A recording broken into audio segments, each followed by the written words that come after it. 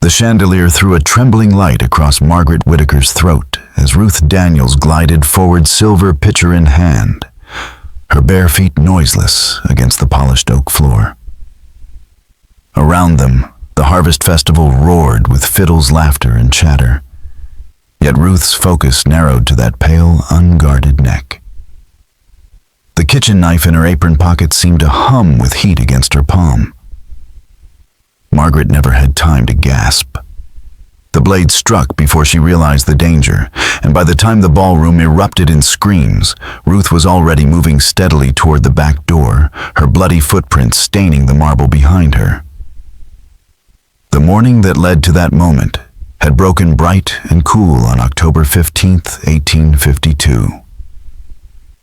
In Savannah's proud historic district, the Whitaker mansion gleamed as a symbol of wealth and power.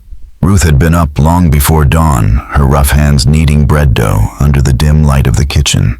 She was 26 years old, but the ledger recorded her as property appraised at $800 alongside livestock. Her skin bore thin scars from punishments endured since childhood. Pale reminders etched into her dark flesh, proof of lessons forced upon her in a world where hierarchy was law and freedom a dream.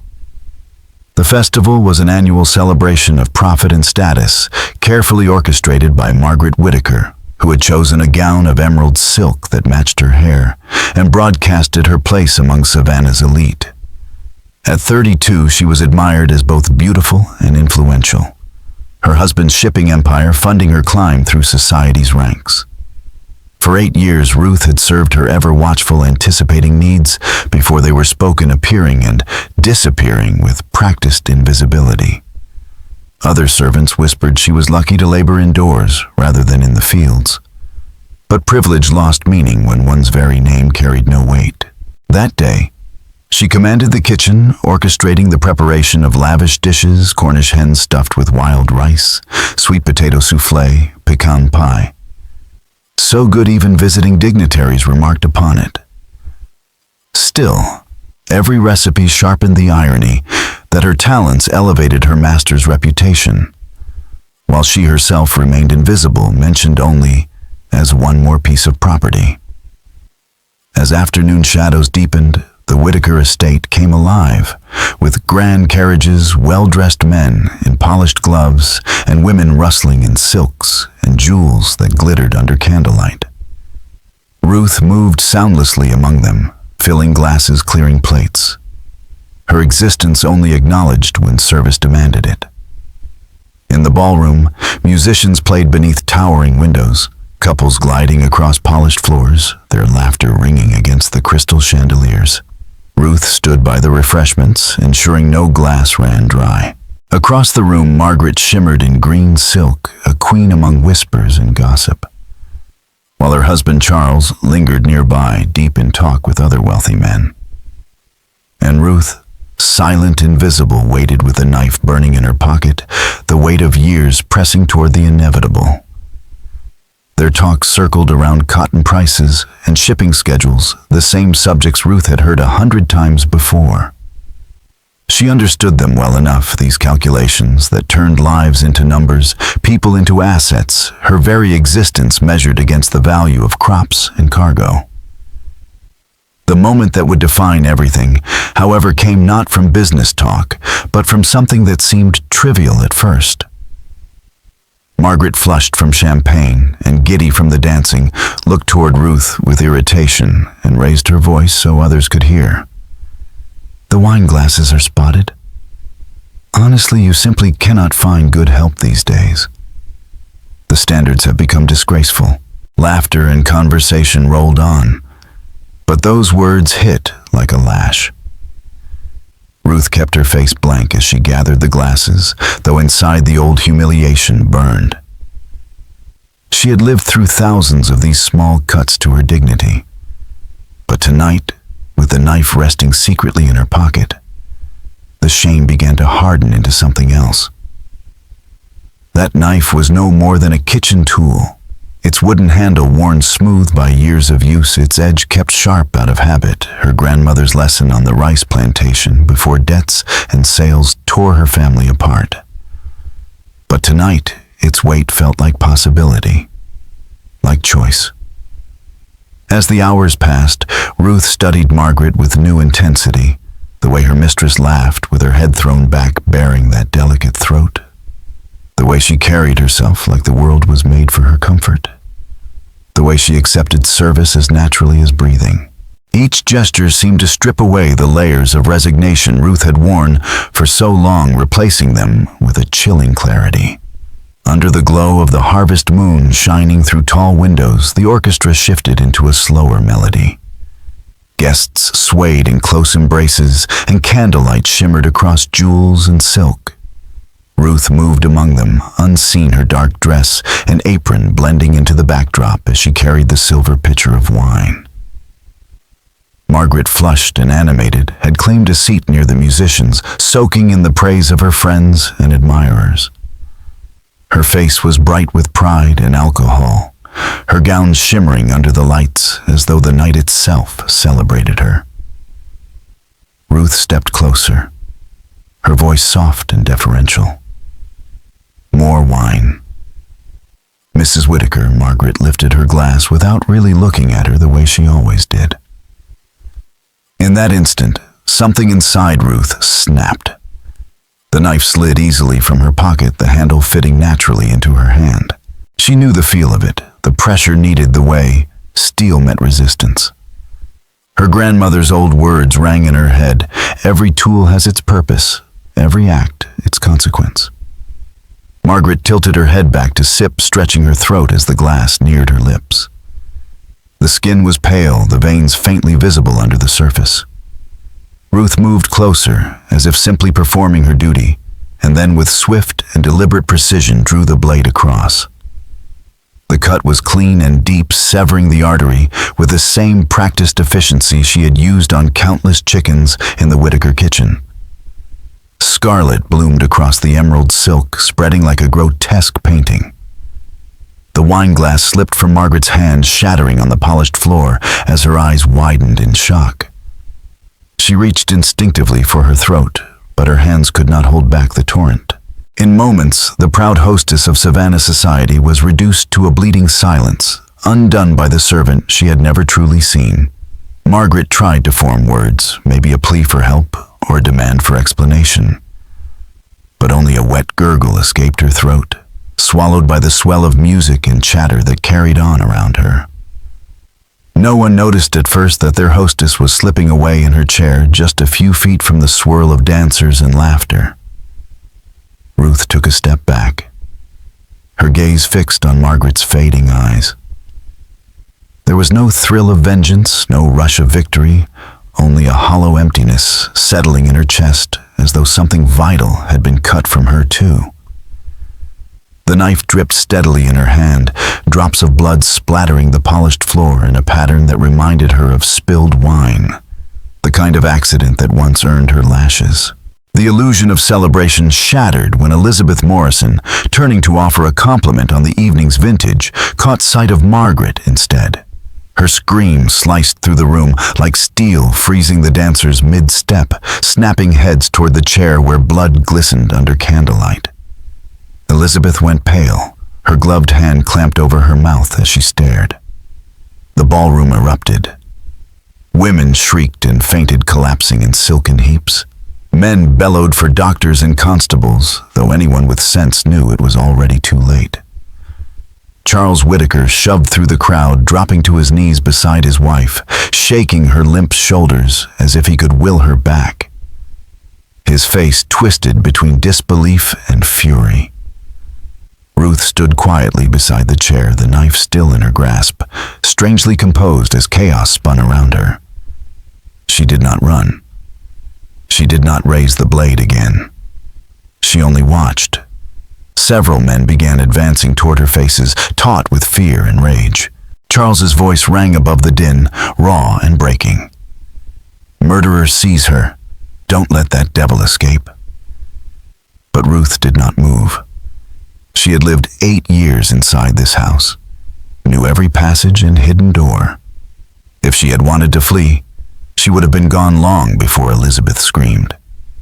Instead, she placed the knife carefully on the small table beside Margaret's chair, her motion steady, deliberate. The blood on her hands had already begun to dry dark stains against her skin, branding her beyond denial. She looked around at the gathering circle of faces, saw how quickly shock hardened into hatred, how easily civility dissolved into something primal. Why Dr. Harrison's voice rose from the crowd. He was a family friend, a man who had rushed forward with genuine distress and now stood staring at Ruth with bewilderment written across his face. It wasn't an accusation, but a plea, as if he truly couldn't imagine what could drive her to such an act. Ruth met his eyes. She wanted to speak, to explain 8 years of humiliation and invisibility, the lifetime of being treated as livestock, the suffocating realization that freedom would never be granted, but must be taken. She wanted him to understand the invisible chains, the relentless erosion of dignity, the slow grinding down of hope until nothing was left but this single, irreversible choice. But there were no words that could cross that gulf. Not here. Not now. So she stood silent, blood-stained hands at her sides while the world closed in. She was never kind. Ruth's words cut through the silence, spoken with such quiet certainty that they seemed louder than any scream. The guests froze, the statement hanging in the air like an accusation, aimed not only at Margaret, but at every one of them who had upheld a world where cruelty was accepted as order. Gasps rippled through the crowd, as if shocked that she dared speak aloud what they all knew in their hearts, but never named. To them it was no justification. To Ruth, it was enough. Charles lunged, grief and fury twisting his face, but 2 men caught his arms before he could reach her. "Hang her," he bellowed, his voice raw, cracking under the weight of loss. "Hang her from the nearest tree." The crowd's whispers turned into a low growl of agreement. Civility crumbling to reveal something primal beneath silk gowns and polished boots. They wanted blood, not justice. Ruth watched them, unflinching. She knew she had broken more than Margaret's body. She had fractured the illusion that their world was untouchable, that the hierarchy they clung to was ordained and eternal. As they seethed, Ruth thought of her grandmother's voice, soft and steady, telling stories by firelight in a language stolen from her. Stories of ancestors who chose death over chains of queens, who fought until their last breath, of warriors who believed honor outweighed survival. Perhaps that was the true legacy she carried, the blood of people who refused to bow forever. The clamor swelled as constables arrived, weapons drawn, expecting a wild animal ready to lash out. Instead, they found a woman standing calmly beside her mistress's corpse, her posture almost reverent, hands folded as though she were preparing to pray. The sight unsettled them more than if she had resisted.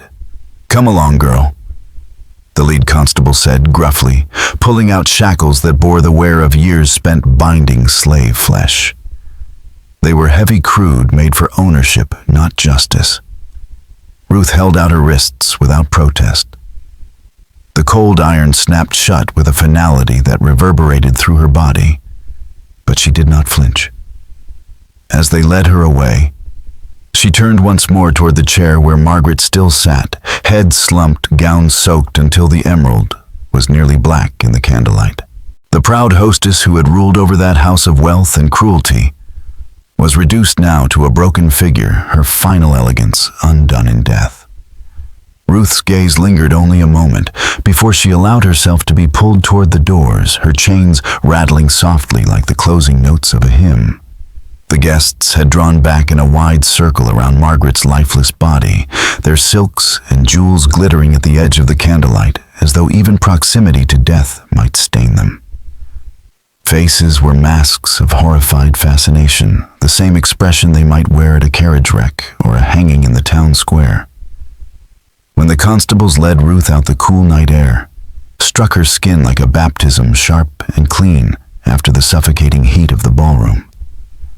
Behind her voices rose in hurried whispers, already weaving the story that would be told and retold. In their version, she would not be a woman who had endured humiliation beyond measure, but a warning, a dangerous example of what happened when the enslaved were not controlled with enough vigilance. The jail was just as Ruth imagined, a cramped stone box with a single barred window that admitted little light. The floor stank of mold and old straw, stained by the ghosts of others who had waited here before their turn on the gallows. A narrow bench served as both bed and seat. Ruth sat with her shackled hands folded neatly in her lap, as if in prayer, and thought about the choices that had carried her to this place. Outside, Savannah stirred with the scandal word spreading from porch to parlor, the murder of Margaret Whittaker becoming less a fact than a fevered story, shaped and twisted with every retelling until Ruth herself would vanish beneath the weight of other people's fear. The trial was set for the following week, though everyone knew it was only for show. The law was clear: a slave who killed a master would hang without reprieve or appeal. Likely her body would be left on display as a spectacle, a warning nailed to the conscience of the enslaved. Still in the silence of her cell, Ruth felt something she had not known in years, a strange lightness. The crushing weight of humiliation was gone. For the first time since childhood, she had acted by her own will, claimed her humanity not with words, but with a single decisive act. She did not think of herself as free, but she was no longer a passive vessel of others' commands. The days slipped past in a haze of visits. Lawyers came, ministers too, circling around her like scholars dissecting a puzzle rather than people seeking to help. They wanted explanations that fit into neat theories of slave psychology and defiance questions asked again and again, searching for answers that would comfort them. Ruth spoke only when she wished, and when she did, her truth unsettled them more than silence. On the third day, Dr. Harrison arrived. He looked as he had in the ballroom, bewildered, his face shadowed by a confusion that seemed to gnaw at him. He perched uneasily on the wooden stool provided for visitors, his hands folded as if in supplication. "I still don't understand," he said softly. "Margaret fed you well, clothed you, never raised the whip. You had a better life than most. Why throw it away for madness?" His words carried no malice, only honest incomprehension. To him, food and fabric, the absence of a lash, were supposed to be gifts that earned devotion. He believed kindness, as he understood it, should have been enough.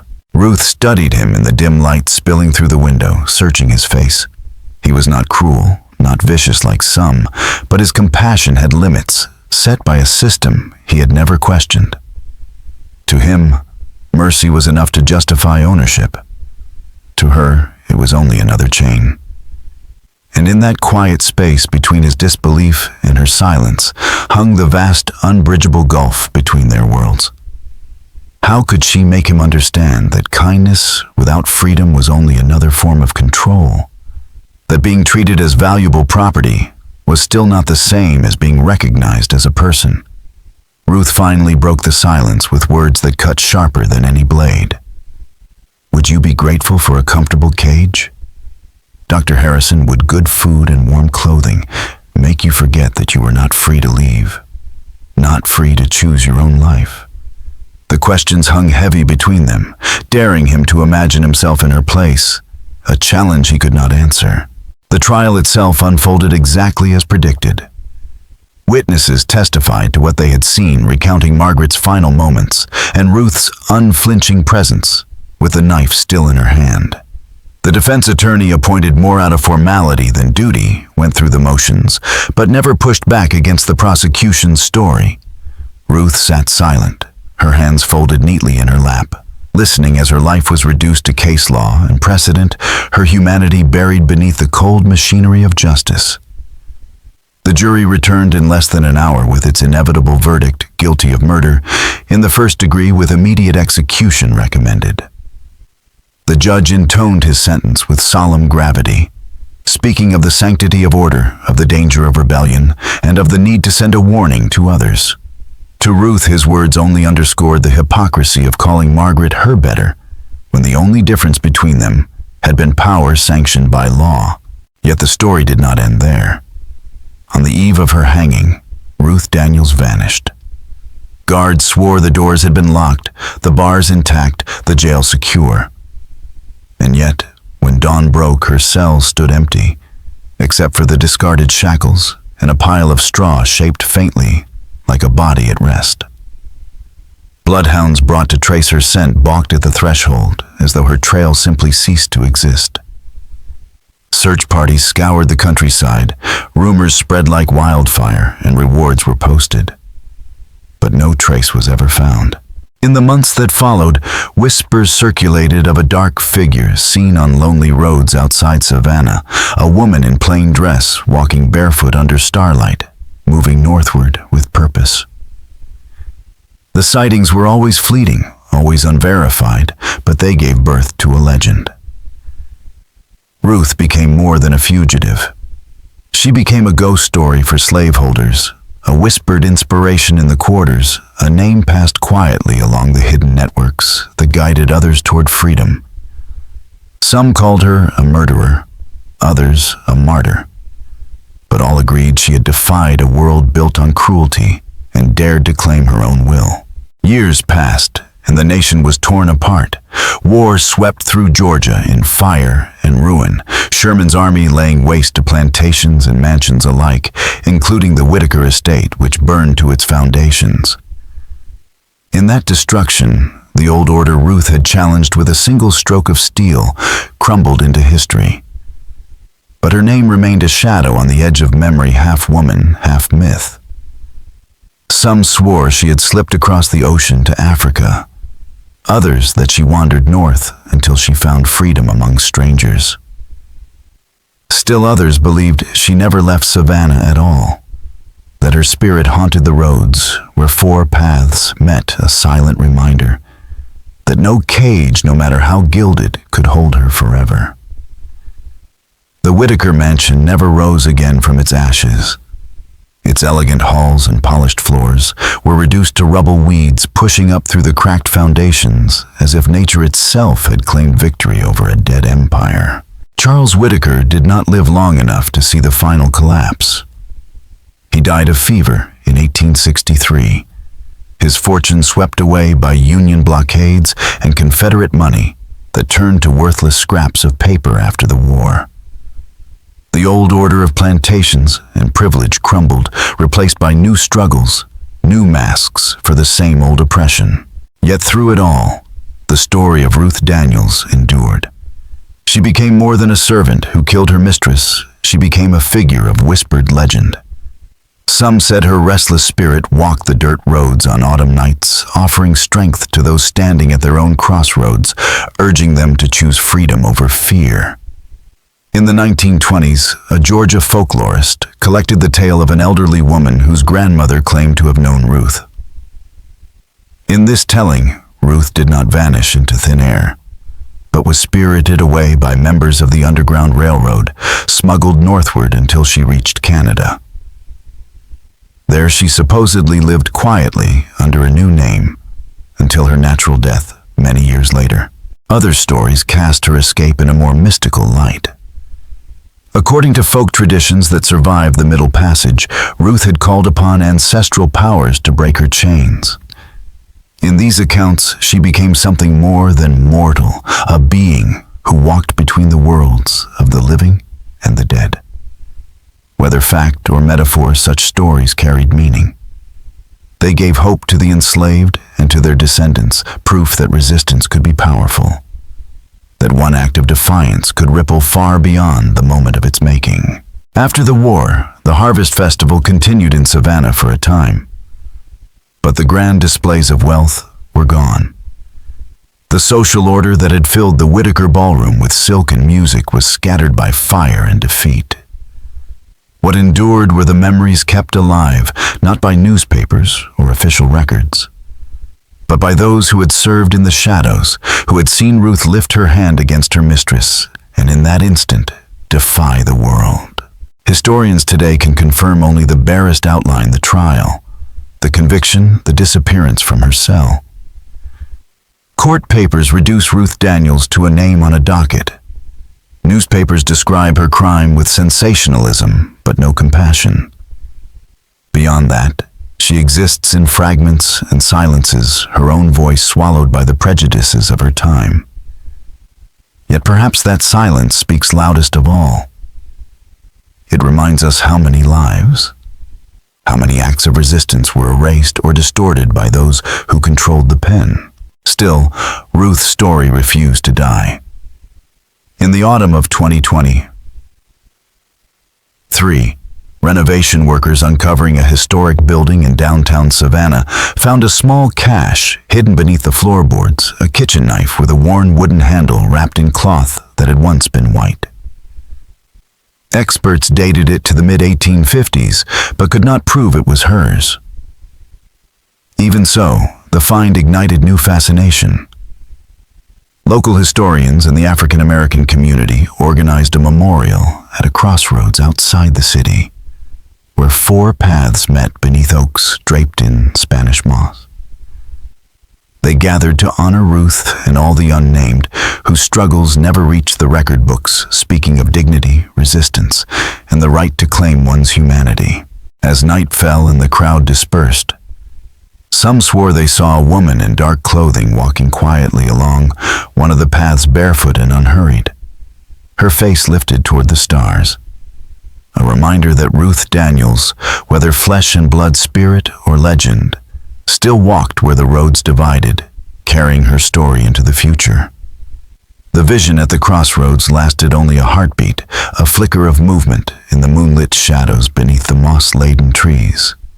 But those who saw it swore it was a woman walking with steady purpose, her gaze fixed on the horizon as though the very stars were guiding her onward toward freedom.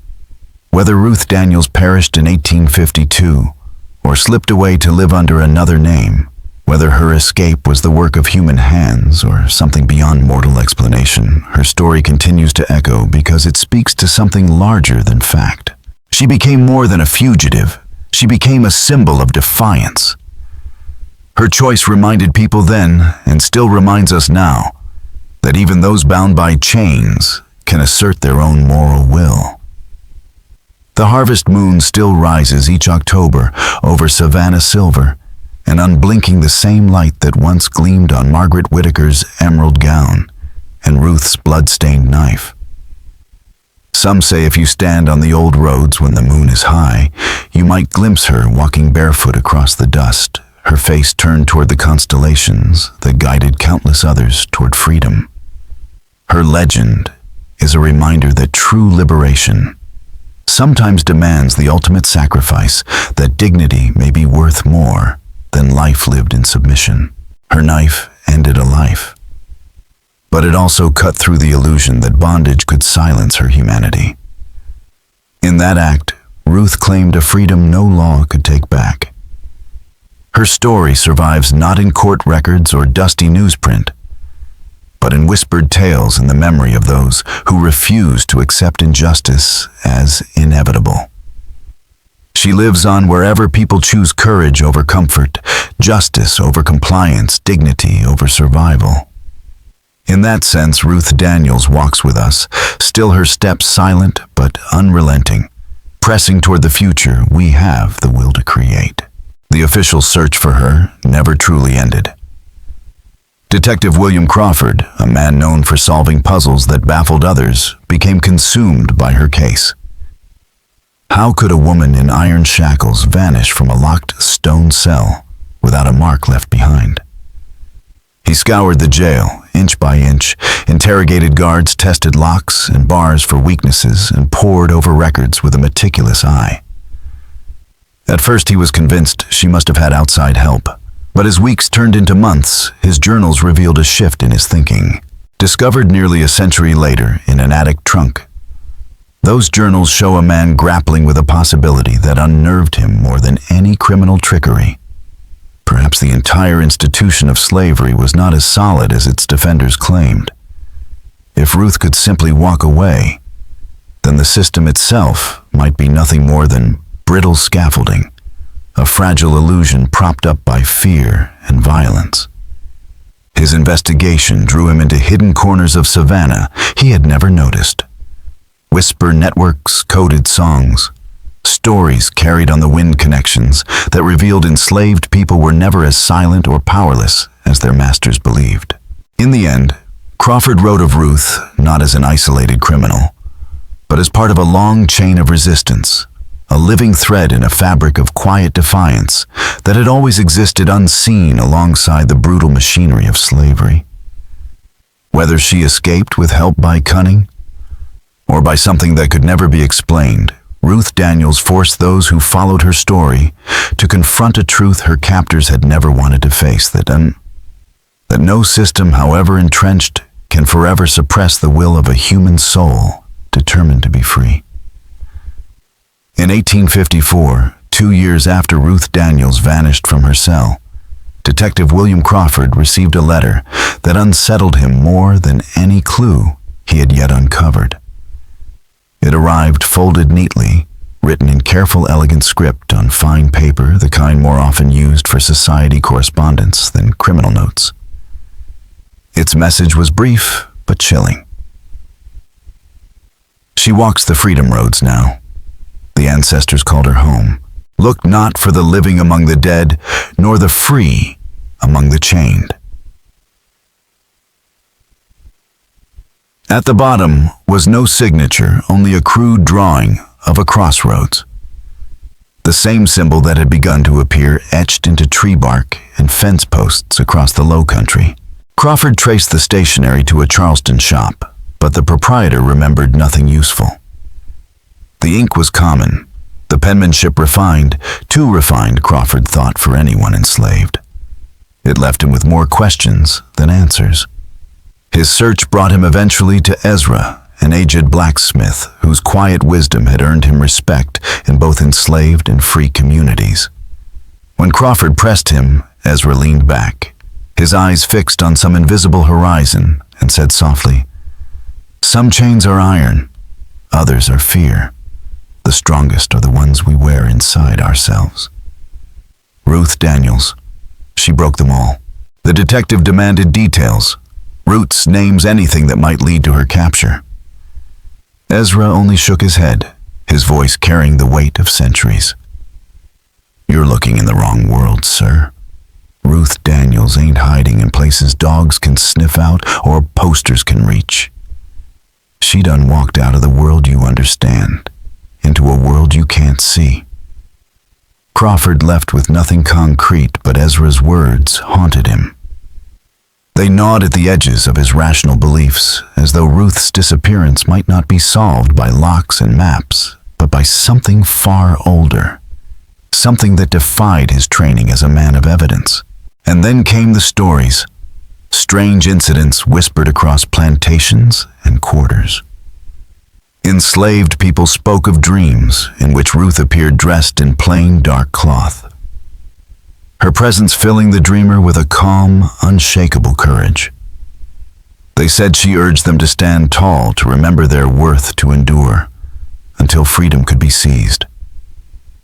Others claimed to have seen her walking country roads at night, always moving away from towns and deeper into the wilderness, where escape routes ran like veins through the land. These accounts carried unsettling details. Dogs that should have barked fell silent when she passed. Predators melted back into the trees. Some swore she left no footprints, even in mud or sand, her steps falling like shadows without weight. One seamstress named Martha told a story that spread in whispers among her friends. Ruth had appeared beside her bed one night, after her master threatened to sell her children to pay his gambling debts. Martha said Ruth spoke no words at first, but her presence radiated warmth, a strength that seeped into Martha's bones like fire on a cold night. What Ruth finally told her, Martha never repeated outside the circle of trusted ears. But she swore that when she woke the next morning, she was no longer afraid. She knew what she had to do to protect her children. And in that quiet, secret way, Ruth's legend grew, not just as a fugitive, not just as a killer, but as something more. A spirit of resistance that walked roads both real and imagined, leaving courage in her wake. Martha would later whisper to her friends that Ruth hadn't told her exactly what to do, at least not in so many words. She had simply sat with her as she wept, letting her grief spill out into the night. Then Ruth's hand touched her shoulder, and Martha felt strength course into her body, as if she were drawing from a hidden wellspring deep within herself. No chains can bind a mother's love. Ruth had told her quietly, there are always ways to protect what matters most if you have the courage to act.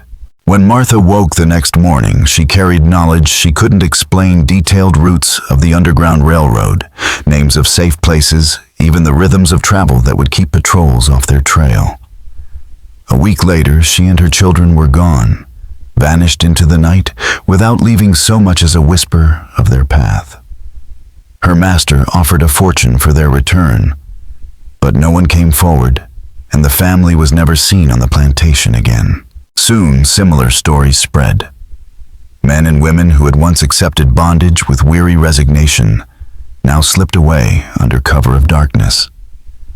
Entire families disappeared, each escape somehow more daring than the last.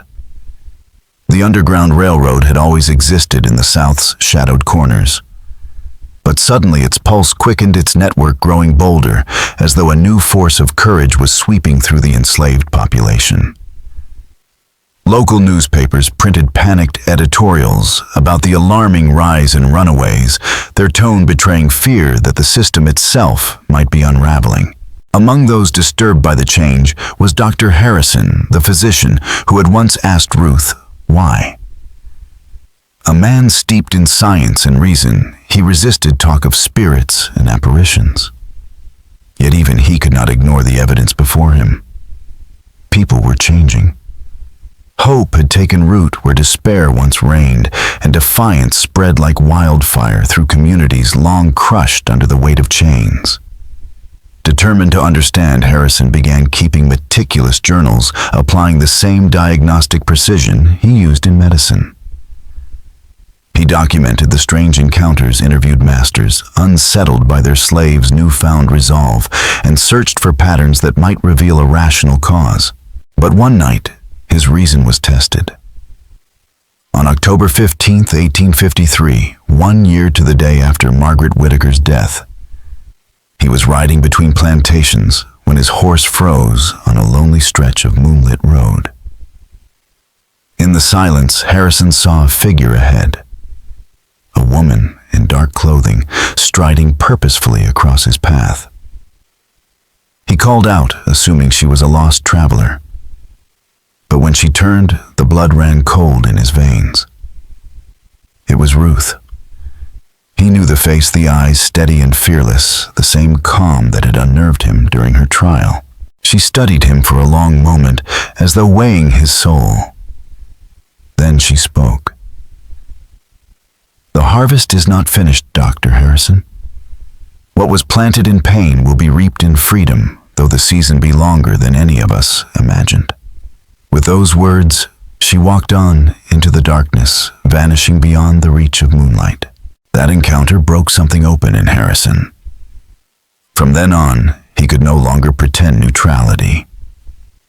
He began treating injured runaways without reporting them, slipping medicines and bandages into the hands of conductors, and quietly misdirecting patrols with false information. Beneath the surface of his respectable practice, he became a hidden ally to those fleeing bondage. In letters found after his death, Harrison confessed to his brother in Boston that Ruth Daniels had changed him forever. She showed me that neutrality in the face of evil is itself a form of evil, he wrote. To remain silent is to become complicit. To act even at great cost is the only way to honor human dignity. Ruth had vanished from her jail cell years before, but her presence lingered in ways that could not be measured by law or logic. For Martha, for Harrison, and for countless others, she became more than a fugitive. She was a force, an embodiment of resistance that reshaped lives and carried the promise of freedom into a future not yet born. Dr. Harrison's later writings show the depth of his transformation. "I had thought myself a good man," he confessed, "because I treated my slaves kindly and committed no obvious cruelties. But goodness requires more than the absence of malice. It demands active opposition to injustice wherever we encounter it." Ruth Daniels had forced him and countless others to confront the uncomfortable truth that neutrality was itself a form of complicity. Her story spread far beyond Savannah. In the North, abolitionists held her up as proof that slavery could turn even the most dutiful servant into a desperate rebel, evidence of a system built on violence that inevitably bred violence in return. Pro-slavery voices twisted the same tale, insisting Ruth was an example of the inherent savagery of black people, proof that harsh discipline was necessary to protect white households. But Frederick Douglass rejected both views. In speeches across Boston, Philadelphia, and Rochester, he told audiences that Ruth Daniels was not a monster or a martyr, but a human being forced into an impossible corner. She was a woman, he said, who asserted her humanity in the only way left to her, knowing the price she would pay. Douglass argued that her desperate act revealed the hidden wounds of slavery, the slow death of dignity, the erosion of self-respect, the unbearable burden of being treated as property. When the law offered no protection, when conscience was ignored, he warned violence would follow as the last expression of humanity. In such circumstances, violent resistance is not only understandable, but morally justified. Through the 1850s, her name sparked furious debates about morality, justice, and rebellion. In parlors, pulpits, and political halls, people argued over whether her knife represented savagery or courage, despair or defiance. Neither side fully grasped the complexity of her decision, but both used her story to advance their cause. Meanwhile, something stranger unfolded on the ground. Runaways increased in number, slipping away in growing waves despite harsher patrols, bigger rewards, and taller fences. Masters muttered about spirits at work, whispers that African gods or ancestral forces had risen to reclaim their children. This fear was rooted in truth. Across the South, spiritual practices surged. Conjure women and root doctors became central figures, blending African traditions with Christian symbols, offering charms, rituals, and guidance to those preparing for flight.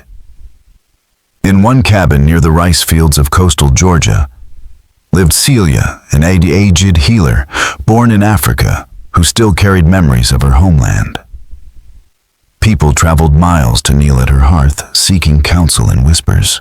Ruth didn't disappear, Celia told them. She transformed like a butterfly, shedding its old body to rise on wings of light. The ancestors called her not into death, but into freedom. She walks between the worlds, now guiding those who have the courage to follow. Her words gave Ruth's story a sacred dimension.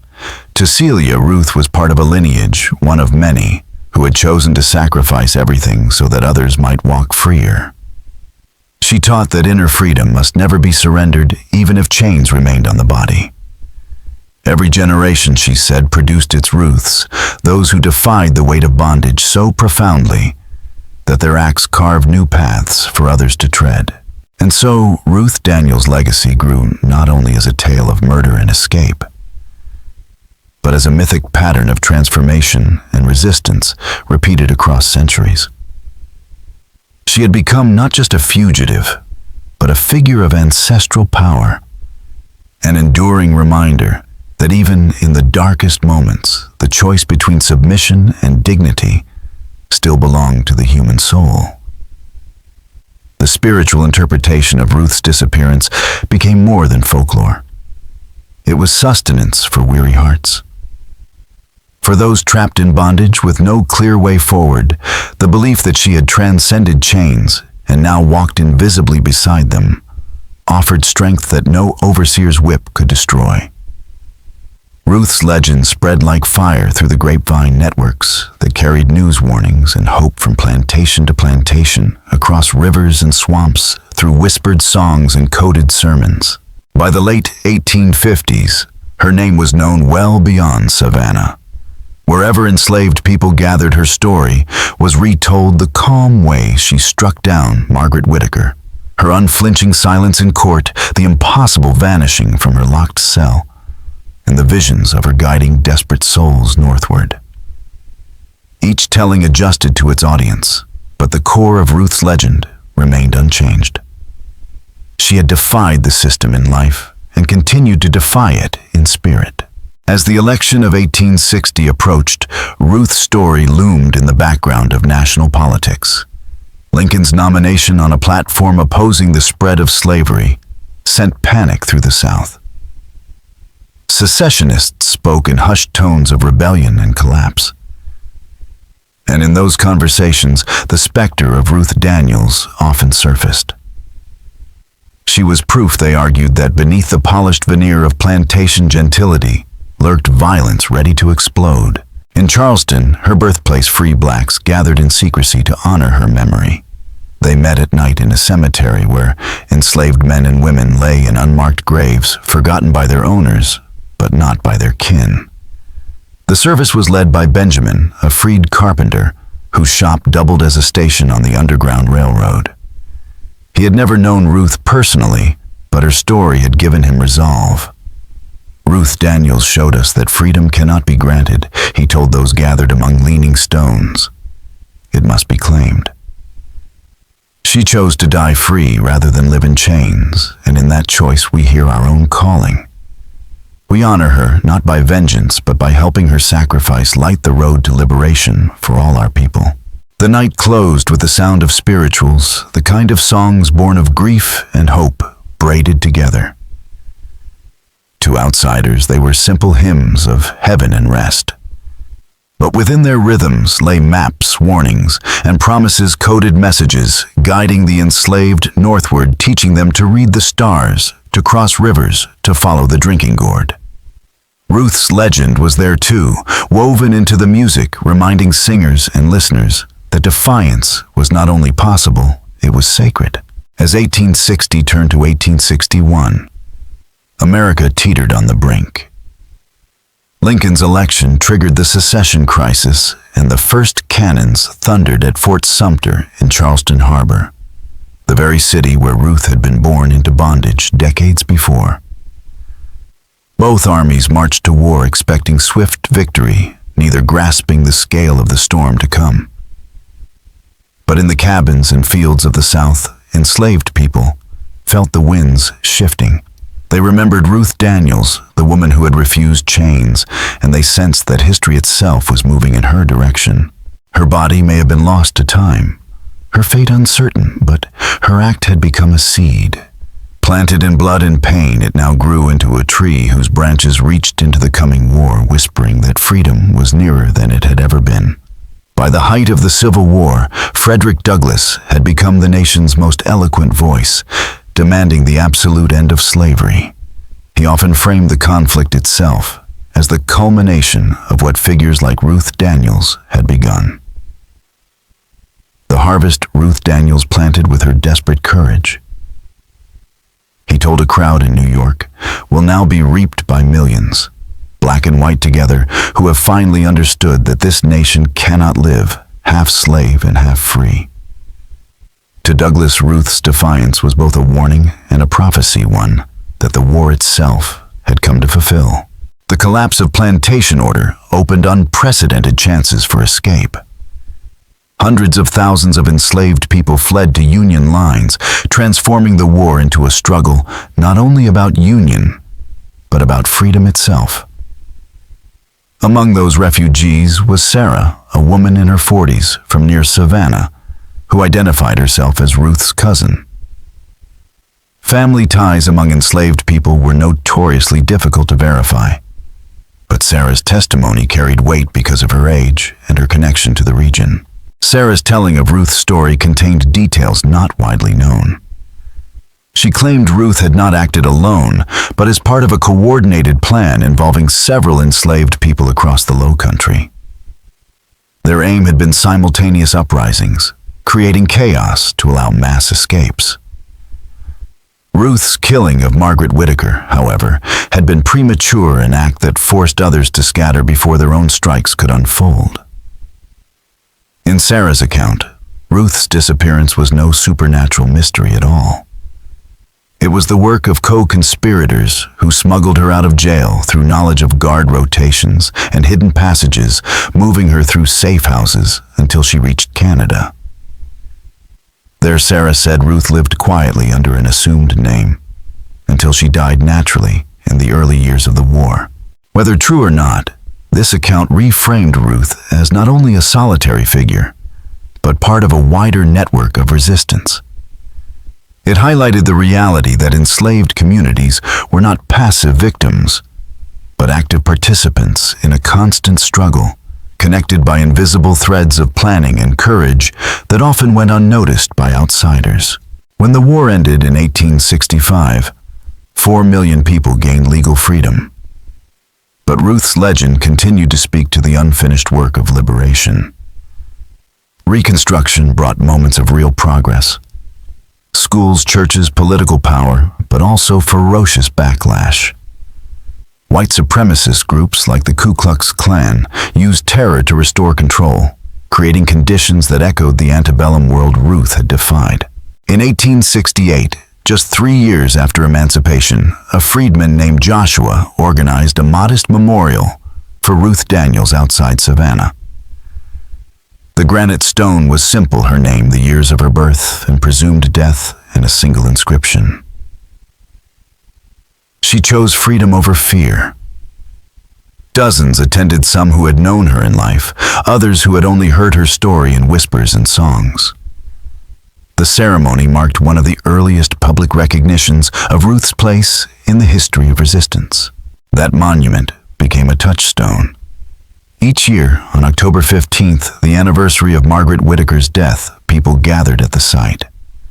They sang spirituals, shared memories, and renewed their vows to the ongoing fight for dignity. Even as Reconstruction faltered and Jim Crow took root, the ritual persisted. In the silence of cemeteries and the swell of hymns, Ruth's story continued to inspire a reminder that freedom was not a gift bestowed, but a right that demanded vigilance, courage, and sometimes sacrifice.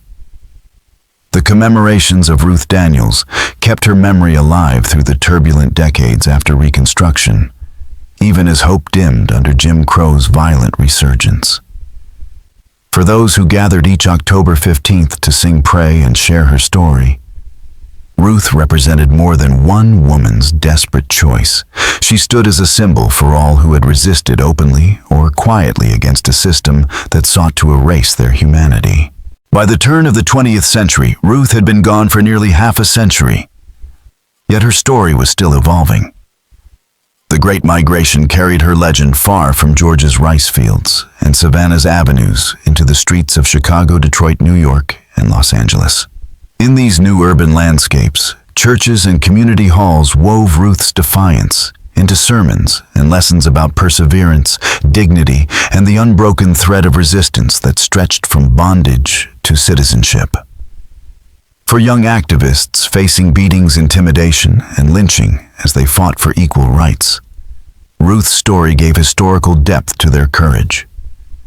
She had chosen dignity over survival, and that example lent strength to others called to make sacrifices in their own struggles. Thus Ruth became timeless, her tale less about one household murder in 1852 than about the human will to resist oppression in all its forms. In the 1920s, her legend drew the attention of Rebecca Williams, a pioneering black anthropologist and one of the first African-American women to earn a doctorate from Columbia. Commissioned by the Harlem Renaissance's intellectual circles to capture fading traditions of the South, Williams spent 3 years moving through the Low Country, listening, recording, and preserving stories that had lived only in whispers. Her most remarkable interview came from Moses, a man in his 90s who had once worked in the Whittaker stables. His memories offered a rare, first-hand glimpse of Ruth, not as a myth, but as a flesh-and-blood woman preparing for her fateful act. She'd been different for a while. Moses recalled his voice trembling with age. Not scared, no, not that.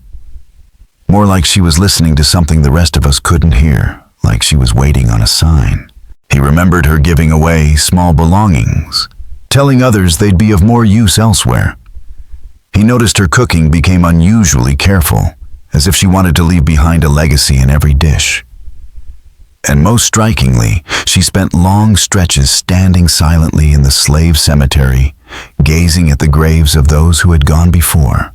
The night Margaret Whittaker died, Moses had been in the stables when the commotion began.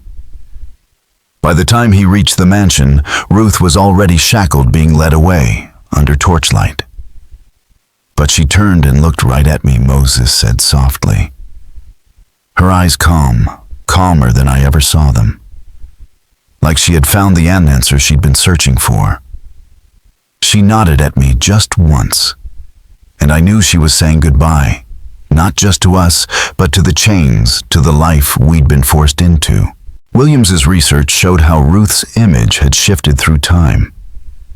In some retellings, she was remembered as a ghostly avenger punishing cruel overseers. In others, she was a quiet guide appearing in dreams to those contemplating escape.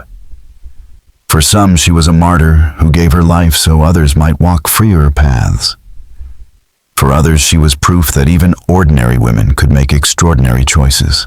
What endured in every version, however, was Ruth Daniels as an emblem of resistance. A reminder that even in the darkest corners of history, someone always had the courage to say no to chains, and in doing so, opened the way for others to follow. By the 1920s and 30s, Ruth Daniels' legend had fully crossed from whispered oral tradition into the realm of art, literature, and music, becoming part of the broader cultural awakening of the Harlem Renaissance. Scholars and artists alike recognized in her story a symbol of resistance and transformation. A tale that could speak as powerfully in the theater or the blues hall as it had in the cabins and fields of the South. Writers like Langston Hughes and Zora Neale Hurston drew from the same folk traditions that carried Ruth's memory, weaving her example into the larger fabric of African American history. But perhaps the most influential artistic rendering was Augusta Baker's The Harvest Moon, a one-act play first staged in 1926 at Harlem's Lafayette Theater. Rather than portraying Ruth as a desperate victim, Baker depicted her as a woman of sharp intelligence and fierce agency, weighing her options carefully before striking a blow that would change everything. The play resonated deeply with audiences touring through Black communities in northern and southern cities for more than a decade. Music also carried her story into new forms. Mississippi bluesman Robert Washington gave her tale a haunting rhythm in Ruth's Walking Blues. Its refrain, Ruth keeps walking, never looking back, her bare feet finding the righteous track, echoed through juke joints and church gatherings alike, embedding her legend in the soundtrack of Depression-era survival. In a time when millions faced hunger, unemployment, and despair, Ruth's choice to act boldly against impossible odds offered a metaphor for resilience that felt urgently relevant. In rural Georgia, Ruth's influence took on a more intimate spiritual form. A small granite monument erected in the 1860s became the meeting place for a group of elderly women who called themselves Ruth's Circle. Their gatherings blended prayer, testimony, and storytelling, creating a living ritual of remembrance. Many were the granddaughters and great-granddaughters of enslaved people. A few, like Mother Sarah Johnson, had been born into slavery themselves. Mother Johnson, who had first heard Ruth's story as a child, became the circle's guiding voice. To those who came asking about Ruth's mysterious disappearance, she offered a different interpretation. Ruth didn't just kill her mistress that night, she killed the fear that kept her chained. That's the real miracle. Not walking through locked doors, not turning into a spirit. She found the courage to become who she truly was, no matter the cost. The women of Ruth's circle developed their own rituals, lighting candles every October 15th, preparing shared meals and retelling stories of survival and defiance. These ceremonies served both as acts of remembrance and as sources of strength in the grinding realities of Jim Crow segregation. Their persistence drew the attention of scholars and folklorists. Among them was Dr. Marcus Thompson of Atlanta University, who spent much of the late 1930s studying the spiritual dimensions of Ruth's legacy. Thompson argued that Ruth Daniels' story had grown into a distinctly African-American parable, one that fused Christian imagery of sacrifice and redemption with African spiritual traditions of transformation and ancestral guidance. To him, Ruth's enduring presence in memory, ritual, and art demonstrated how history, faith, and resistance could merge into a single narrative powerful enough to sustain generations. By this point, Ruth Daniels had become more than a woman who once walked the roads of Georgia. She was a cultural ancestor, a symbol of courage, resilience, and the unyielding human demand for dignity. Her story no longer belonged to one time or place. It had entered the bloodstream of a people who refused to forget. Dr. Marcus Thompson's work in the late 1930s revealed just how deeply Ruth Daniels' legend had been woven into the lived faith of Black communities in the South. In small wooden churches tucked along dirt roads and backwoods clearings, congregations fused Protestant hymns with African-rooted practices, creating a spiritual tradition both resilient and subversive.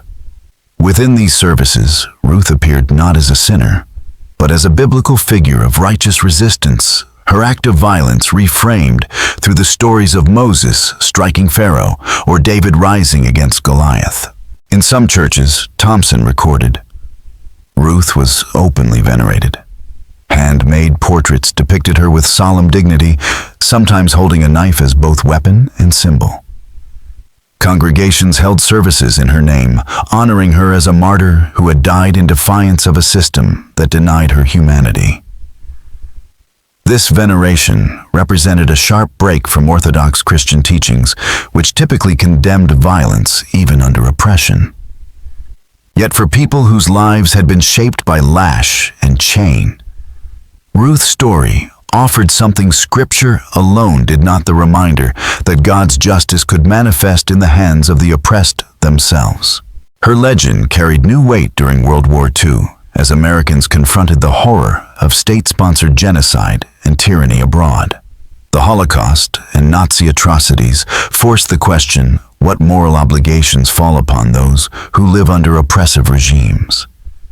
For African Americans in segregated units, Ruth's story cut to the bone. They were asked to risk their lives fighting fascism in Europe while enduring Jim Crow at home. Her example circulated through military camps, whispered in barracks, and carried across battlefields by men who saw themselves trapped in the same contradiction. One of them was Sergeant William Davis, a Georgia native who fought at the Battle of the Bulge. Wounded in action, he wrote to his sister from a hospital in France about the strength he drew from Ruth Daniels' story. She showed us you sometimes must choose between survival and dignity. She chose dignity, and that choice echoes through us. I've seen what happens when good people do nothing in the face of evil. And now I understand why she could not just wait and hope.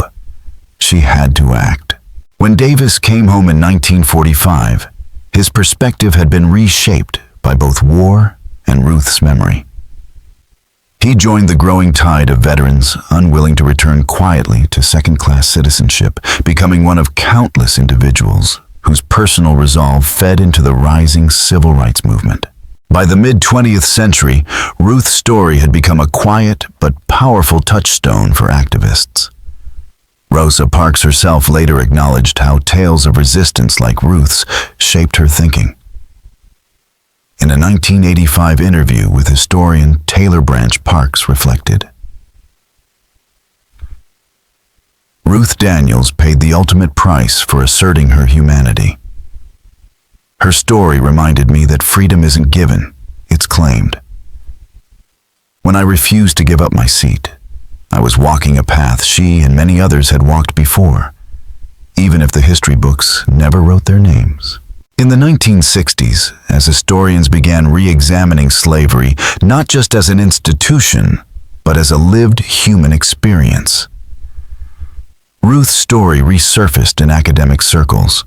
Scholars began to see her not as an isolated figure, but as part of a larger mosaic of enslaved people's agency, women and men, who resisted in ways large and small, open and hidden. To them, Ruth embodied both the tragedy of enslavement and the enduring truth that resistance, even when costly, was always possible. Her name thus bridged pulpits, protest marches, and lecture halls, carrying with it the reminder that the fight for dignity was never just past tense, but an ongoing inheritance. By the 1970s, Ruth Daniels had become not only a figure of folklore and oral tradition, but a central case study in the rethinking of American slavery and resistance. Scholars like Herbert Aptheker and Eugene Genovese dismantled the older paternalistic narratives that cast enslaved people as passive, showing instead that resistance, overt and covert, violent and subtle, was woven into daily life. Within this intellectual movement, Ruth's act of defiance stood out as both deeply personal and broadly symbolic. Dr. Angela Davis gave Ruth's legacy an especially radical interpretation. In her groundbreaking 1972 essay, Violence and Liberation in the Slave South, Davis argued that Ruth's story illuminated the paradox of condemning violence by the oppressed while excusing violence by the oppressors. Ruth Daniels understood something her contemporaries often could not, Davis wrote. She recognized that the violence of slavery was not confined to the whip or the auction block, but penetrated every detail of life. Her response was not madness nor savagery, but the logical conclusion that human dignity cannot coexist with systematic dehumanization. As the civil rights movement dismantled segregation but left structural inequities intact, Ruth's story retained its force. Her example offered a historical foundation for activists confronting mass incarceration, police violence, and economic injustice in the latter half of the 20th century. She became, in Davis's framing, a lens through which to understand how individual acts of rebellion connect to broader systemic struggles. In the 1980s, this energy crystallized in Savannah with the founding of the Ruth Daniels Freedom School. Created by Dr. Patricia Washington, a scholar and organizer whose grandmother had belonged to the original Ruth Circle. The school was both an act of preservation and a bold experiment in radical education. Its curriculum taught history from below, stressing Black agency resilience and the obligation to continue the fight for justice. Children learned not only to read and write, but to see themselves as inheritors of Ruth's courage. Ruth Daniels represents the best of our people, Washington told parents. She reminds us that we cannot always control what is done to us, but we can control how we respond. And sometimes, our response lights the way for others. For over 2 decades, the Freedom School nurtured hundreds of students who carried Ruth's story into adulthood as teachers, activists, and community leaders. Its graduates replicated the model in cities across the U.S., ensuring that Ruth's memory remained alive, not just as history, but as a living principle. By the late 20th century, Ruth Daniels had been absent, whether through death, transformation, or disappearance, for nearly 150 years, but her influence only widened.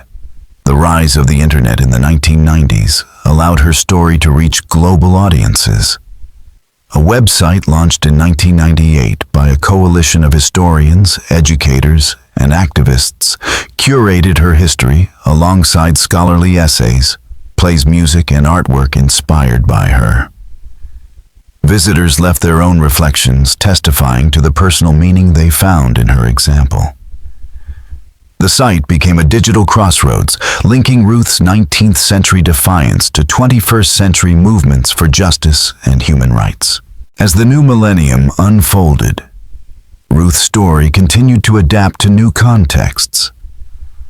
Some embraced her as a historical figure whose act of resistance revealed the violence at slavery's core. Others treated her as a spiritual presence, a guardian whose footsteps could still be heard on the freedom roads. Still others found inspiration in her as metaphor, a woman who chose dignity over survival, and in doing so taught that resistance is always possible even against overwhelming systems. Whether remembered as fact, spirit, or symbol, Ruth Daniels endures as a reminder of the human capacity to rise against dehumanization. Her legacy challenges each generation to ask what it means to claim freedom, to confront injustice, and to live with dignity even when the cost is everything.